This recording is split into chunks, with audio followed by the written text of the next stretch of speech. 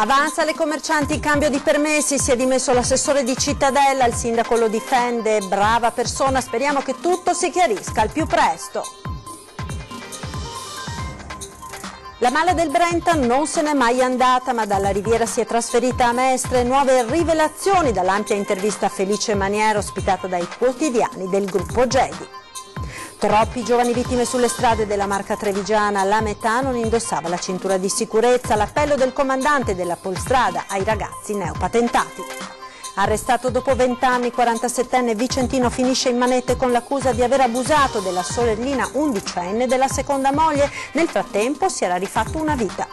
Incidenti sul lavoro nell'ULSS 2 della Marca, la proposta di impiegare i vigili urbani in controlli soprattutto nei cantieri edili per verificare il rispetto delle normative di sicurezza.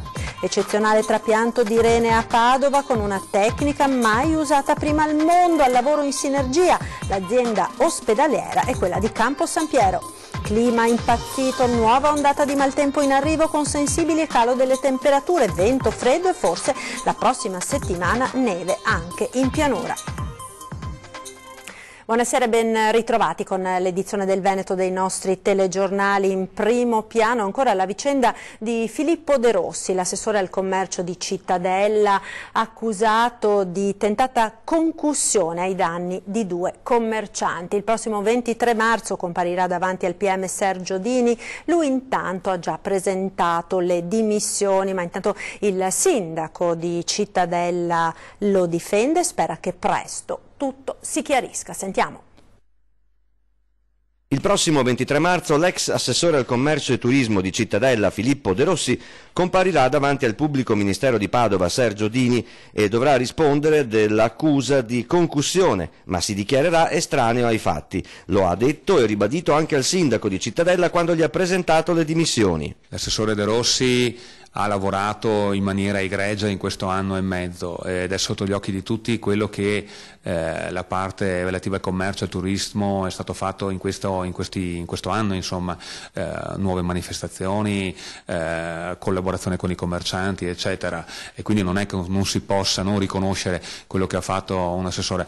Io sono più preoccupato per la sua posizione perché naturalmente ha bisogno della vicinanza e spero si risolva tutto in un nulla di fatto. L'amministrazione comunque è tranquilla, è tutelata, all'interno gli atti sono stati sempre fatti in maniera corretta, quindi siamo molto tranquilli sotto questo punto di vista.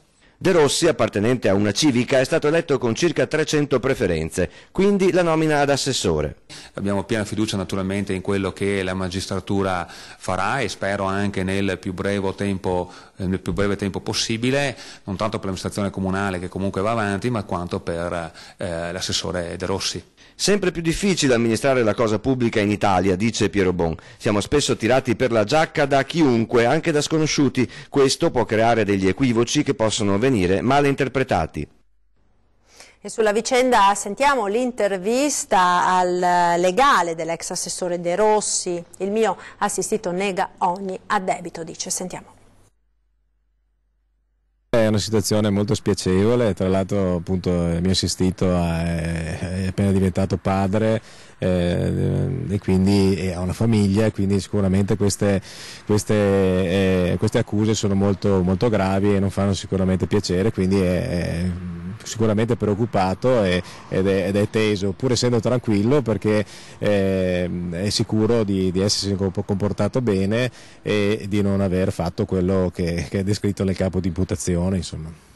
Lui conosce questi 2 commercianti? Sicuramente sì, perché da bravo amministratore addetto al commercio conosce tutti quanti quelli che si occupano di commercio a Cittadella e sicuramente ha avuto a che fare con queste persone. Adesso andremo dal pubblico ministero la settimana prossima che ci ha fissato l'interrogatorio e cercheremo di chiarire la posizione del mio assistito e quindi dopodiché vedremo cosa fare, però sicuramente il mio assistito nega ogni addebito in relazione al capo di imputazione.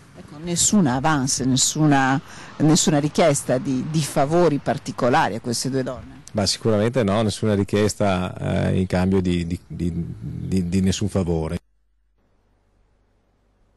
La mala del Brenta non se n'è mai andata, ma dalla Riviera si è trasferita a Mestre. Nuove rivelazioni dall'ampia intervista a Felice Maniero ospitata dai quotidiani del gruppo Gedi. Sentiamo. Il pericolo di un ritorno della mala del Brenta, già denunciato dall'ex procuratore antimafia del Chiripolito, è assolutamente reale, secondo l'ex boss Felice Maniero, che lancia l'allarme nell'intervista esclusiva a Sabrina Tomè per i quotidiani del gruppo Finegil. Dall'epoca della scomparsa della mia banda è rimasto qualche batterio, sostiene, che col tempo è proliferato e si è rafforzato sempre di più. In tempi recenti sono usciti di prigione quasi tutti i mestrini, personaggi di grande spessore, per questo è avvenuto uno spostamento di comando sulla terraferma veneziana delle operazioni illecite più importanti, mentre il Brenta è tornato a essere solo un fiume. Questa nuova criminalità, secondo Maniero, sarebbe l'ideale testa di ponte per infiltrazioni della Camorra e dell''Ndrangheta sul territorio veneto. Già ai miei tempi i mestrini erano intimi con queste organizzazioni, rivela l'ex boss, quando la Commissione Antimafia parla di sottovalutazione del fenomeno delle infiltrazioni mafiose in Veneto, ha ragione da vendere. Timori confermati anche dall'Osservatorio per la legalità del Consiglio regionale. La presenza quotidiana delle mafie è dimostrata dai fatti agghiaccianti anche degli ultimi giorni che dimostrano una rete organizzata su livelli locali, regionali, nazionali, internazionali. Il 21 marzo, in occasione della giornata in ricordo delle vittime della mafia, il Consiglio regionale ospiterà circa 600 studenti da tutte le scuole del Veneto che saranno chiamati a presentare le loro riflessioni e le loro esperienze in tema di legalità. Contro questa organizzazione c'è bisogno di una risposta forte da parte delle istituzioni e c'è bisogno di mettere a punto azioni concrete che vadano a colpire alla base questa diffusione del fenomeno mafioso dentro ai gangli produttivi, culturali, sociali della nostra realtà del Veneto. A Treviso ora per parlare dell'escalation di incidenti stradali, soprattutto con protagonisti e giovani vittime dei neopatentati. E ora arriva l'appello del comandante della Polizia Stradale perché la maggior parte delle vittime era senza cinture di sicurezza. Sentiamo. Non usano la cintura di sicurezza, corrono troppo e spesso bevono. Niente giri di parole dal comandante della Polizia Stradale di Treviso, Alessandro De Ruosi, per descrivere la condotta dei giovanissimi al volante. 6 vittime in 3 mesi, un trend disastroso che non si vedeva da anni. Inutile parlare di manutenzione delle strade, i numeri confermano che le regole non vengono rispettate. Dalla tragedia di San Fiore, in cui ha trovato la morte il 18enne Massimo Pizzol, a quella di Quinto di 3 giorni fa, in cui è morto il 23enne Andrea Vanin. Non avevano le cinture e la velocità era sostenuta, addirittura 110 km all'ora nel caso più recente, e i dati 2017 confermano questa tendenza. Ci sono percentuali elevatissime di decessi dovuti al mancato uso della cintura di sicurezza, cioè parliamo del 50% dei casi, moltissimi, anche qui quasi il 50% dei casi di velocità non adeguate alle condizioni di luogo e di tempo, e tassi molto elevati anche di alterazioni alla guida che sfiorano il 30% dei casi negli incidenti mortali.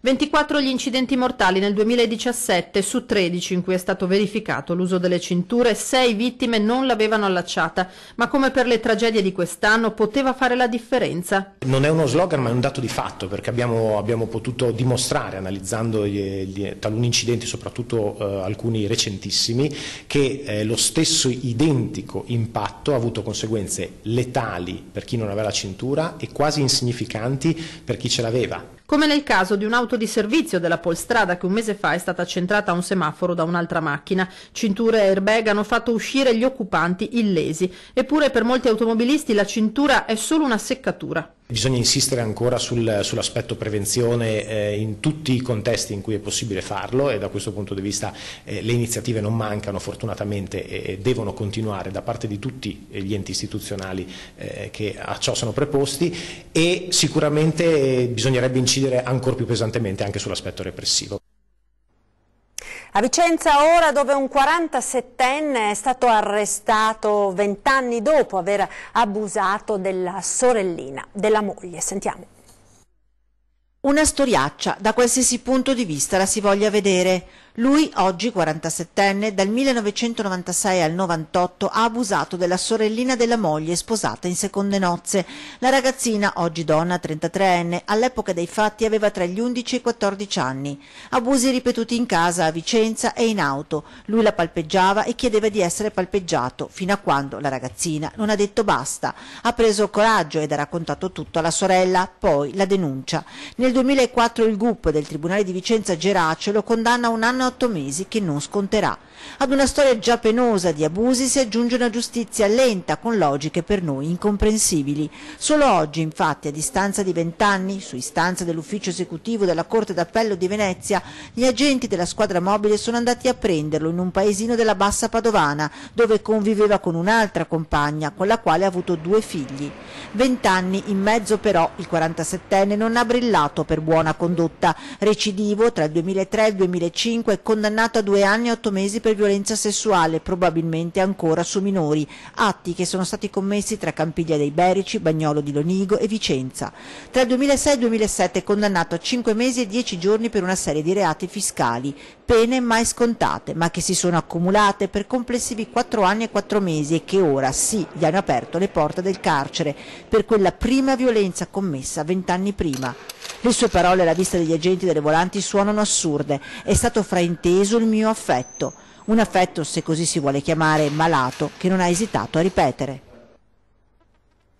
Dopo la lunga serie di incidenti sul lavoro nella Marca trevigiana, l'ULSS 2 propone di impiegare i vigili urbani in controlli soprattutto nei cantieri edili. Sentiamo. Vigili urbani nei cantieri per segnalare le imprese che non rispettano le norme di sicurezza è la proposta avanzata dal Comitato Provinciale di Coordinamento composto dai 3 SPISAL dell'ULSS 2 della Marca trevigiana che si sono riuniti in un incontro convocato d'urgenza dopo l'ennesima tragedia sul lavoro. 8 le persone che hanno perso la vita dall'inizio dell'anno, un vero e proprio stillicidio quello degli incidenti sul lavoro nella Marca, al quale le autorità competenti sono chiamate a porre un freno al più presto, e l'ulteriore ipotesi messa sul piatto dagli SPISAL, dall'Ispettorato del Lavoro e dall'INAIL è proprio quella di incentivare i controlli e la vigilanza sui luoghi di lavoro, chiedendo la collaborazione della polizia locale. Ci muoviamo su 3 linee, la prima che è sempre quella della prevenzione, dove andremo a aumentare ovviamente gli incontri, la formazione nelle aziende. La seconda è un rapporto sempre più stretto con l'industria per collaborare insieme. La terza, una proposta ai comuni che poi ci diranno, dove chiediamo di poter utilizzare i vigili urbani per fare un po'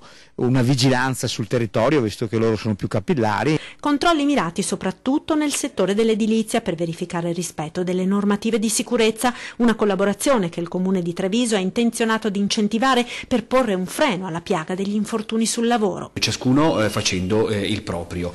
I vigili pertanto possono entrare e verificare lo stato della situazione, le norme di sicurezza e se tutta l'attrezzatura che è prevista dalla normativa viene effettivamente impiegata. È chiaro che con la cautela richiesta dal caso, perché è evidente che gli agenti di polizia locale non possono entrare nei momenti in cui vi siano ad esempio mezzi in movimento o lavori in corso. La questione verrà affrontata nei prossimi giorni in un incontro in prefettura. La collaborazione tra SPISAL, INAIL e polizia locale potrebbe partire da Treviso per poi estendersi agli altri comuni della Marca.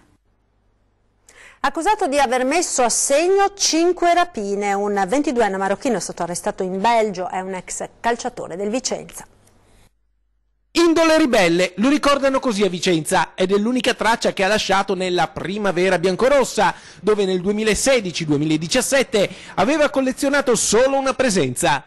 22 anni, di origine marocchina, abbandonato il mondo del pallone, ha lasciato i campi di calcio per andare sulla cattiva strada. Così lo ritroviamo oggi in Belgio, a Bruxelles, dove invece di andare a segno con i gol, metterebbe a segno rapine a mano armata. È accusato di aver colpito una stazione di servizio, un casinò, un negozio di scarpe e 2 supermercati. La vicenda è tutta da chiarire, ma oggi è in stato di arresto. Suo fratello invece è a Torino, gioca con l'Under 16 della Juventus.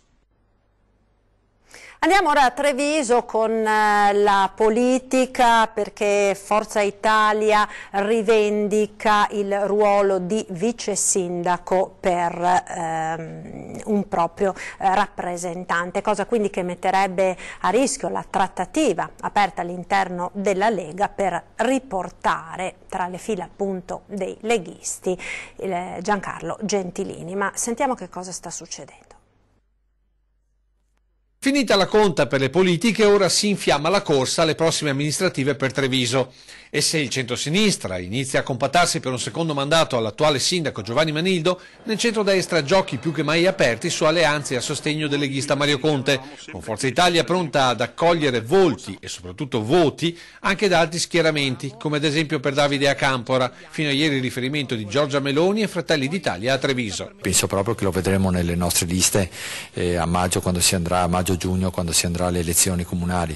Ripeto, sono sicuro che questo 10% che abbiamo avuto poco più in comune diventerà molto di più grazie all'apporto di queste persone che oltre al voto di lista possono portare il voto personale. Numeri comunque lontani rispetto alla Lega in un intreccio di accordi che vedrebbero gli azzurri succubi, per non dire sudditi, del carroccio trevigiano. Chi dice che il passo di lato di Andrea Del Chicchi è una sorta di scambio per avere il candidato uninominale di Forza Italia?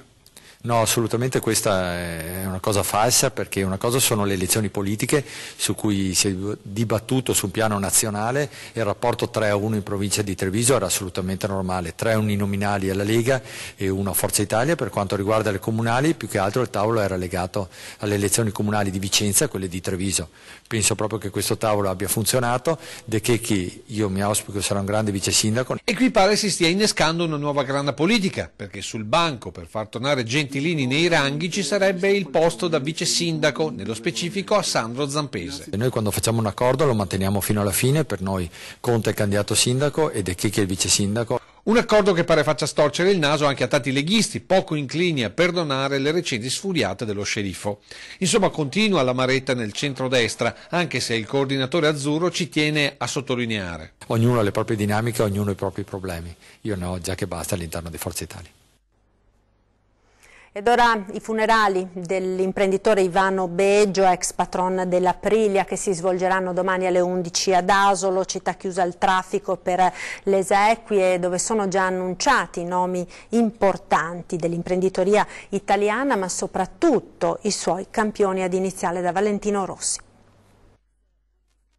Da Morosi eravamo qui, guardavamo questa villa e dicevamo un giorno forse sarà nostra. La villa è la Contarini degli Armeni di Asolo e la frase è di Ivano Beggio, raccontata dall'amico architetto che prese in carico la ristrutturazione dell'edificio storico, oggi più che mai patrimonio di tutti. È stata un'impresa veramente memorabile, innanzitutto perché la villa era totalmente abbandonata e quindi era degli armeni, ma in realtà non era più di nessuno, nemmeno delle sovrintendenze. Un investimento importante che l'ex patron dell'Aprilia affrontò con la stessa mentalità della sua azienda di Noale. Usiamo solo persone del luogo, io in quel momento ero abbastanza appena laureato di Asolo e quindi siamo riusciti a fare una squadra effettivamente nel restauro. Un restauro che entrerà nella leggenda di Ivano Beggio, che proprio al suo architetto affidò il primo scarabeo sperimentale. Siccome io andavo, spesso ero preso in cantiere, dice beh ti regalo una moto sperimentale, diceva, che cos'è? Beh dico che cos'è? È lo scarabeo, dice, vedrai è una moto che a te che piace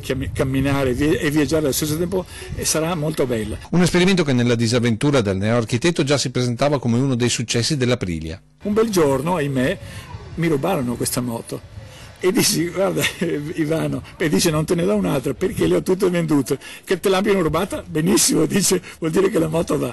Ricordi di un amico che domani accompagnerà Ivano Beggio nell'ultimo viaggio, un uomo, un imprenditore che ha contribuito a creare nel mondo il mito del nord-est italiano. Una squadra in fabbrica, come nelle competizioni, portando la piccola Aprilia a competere con i grandi marchi del motociclismo mondiale, creando miti come Valentino Rossi. Ma naturalmente Beggio diceva, loro devono correre, ma sono le moto che devono correre. L'orgoglio di aver creato un mito, accanto, soprattutto negli ultimi anni della malattia, alla consapevolezza che nessuno è per sempre. Lui ha faticato nell'ultimo periodo evidentemente, parlando con me dice Amalio, noi siamo della stessa generazione, vero? Certo, dico, guarda che non siamo eterni.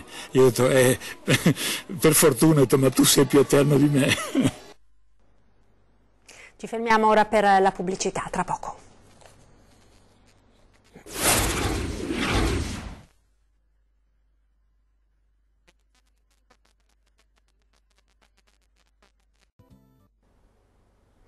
Rieccoci in diretta con l'edizione del Veneto dei nostri telegiornali. Parliamo ora di sanità perché a Padova è stato effettuato un eccezionale trapianto di rene con una tecnica innovativa utilizzata per la prima volta al mondo. Sentiamo.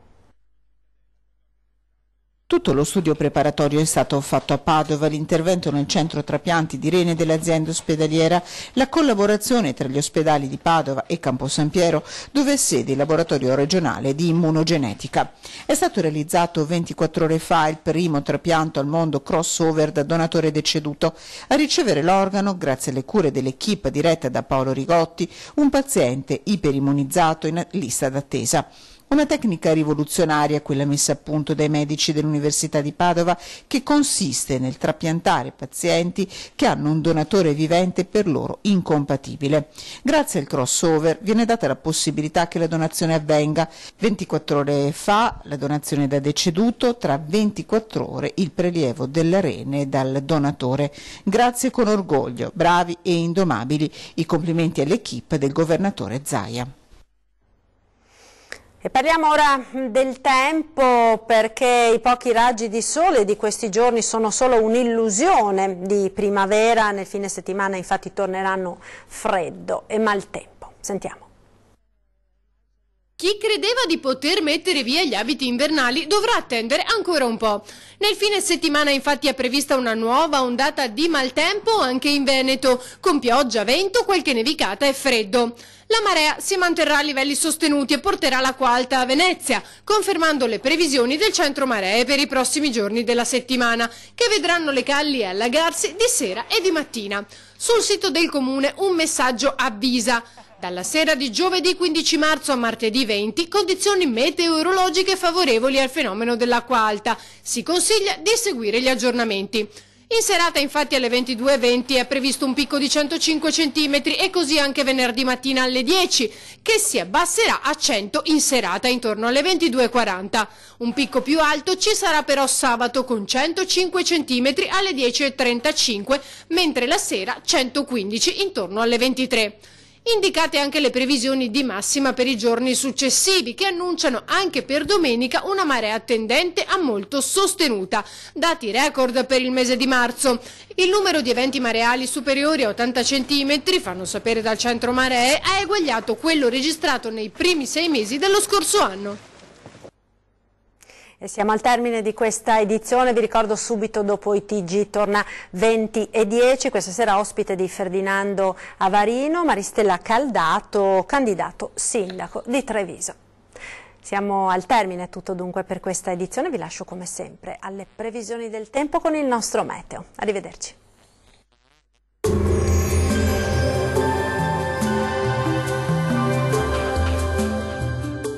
Termoidraulica Susin. Se compri una caldaia, in omaggio il condizionatore. Termoidraulica Susin a 0 branco.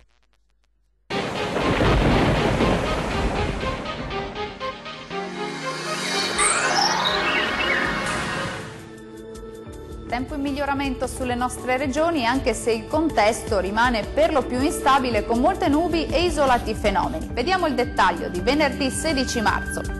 Sul Veneto cielo parzialmente nuvoloso un po' su tutto il territorio regionale, peraltro senza precipitazioni particolarmente degne di nota.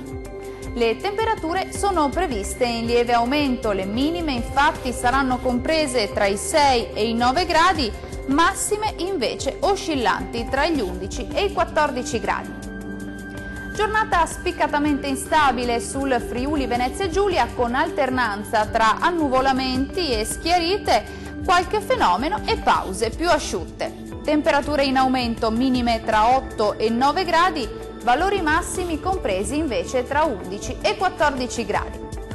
Raggiungiamo infine il Trentino Alto Adige. Il sole sarà prevalente su tutta la regione, sia pure con presenza di nubi a carattere sparso. Non sono previsti fenomeni rilevanti. Temperature minime intorno ai 5 gradi, valori massimi compresi tra i 12 e i 14 gradi. Dal meteo di Antenna 3 per ora è tutto, arrivederci al prossimo aggiornamento.